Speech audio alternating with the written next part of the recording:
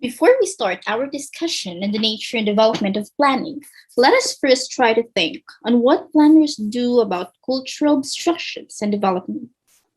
The answer to this question, according to Russell Ackoff, lies on the meaning of the word development.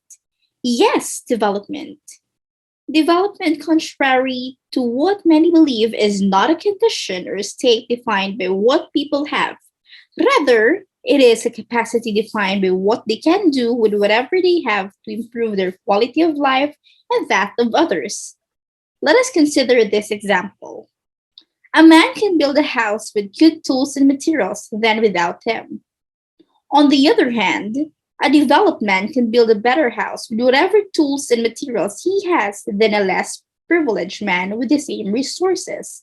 Now, let's put it in another way. A developed man in a condition of poverty is more likely to be able to improve his quality of life and that of others than a less developed man in a condition of wealth. And just like a government cannot develop a country, it can only help its country develop itself. Now, how can we plan development to be understood in this way?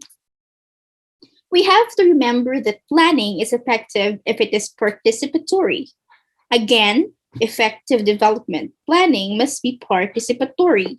So places like France, in Paris, Philadelphia, and of course Mexico have engaged in participatory planning.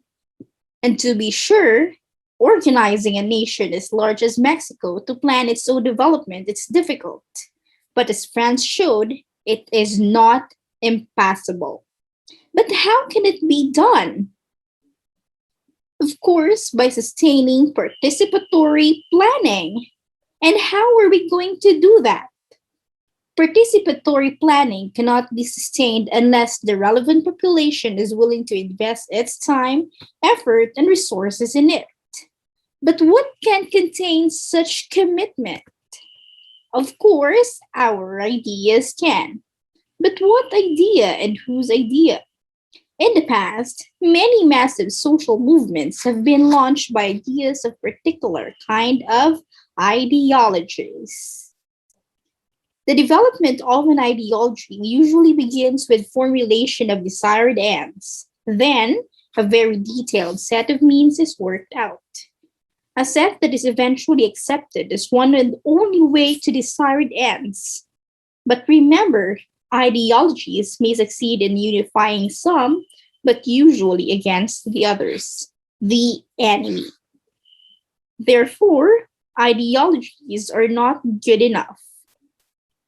But we also have to remember, just like what Russell believes, that there are better ideas, like flexible, adaptive, and consensus generating ideals. And these can be generated by an idealized redesign of the system planned for. But before we proceed to the next topic, let us first answer this question. How can participatory planning be initiated and once initiated, be sustained? Proceed to the next page to answer the question.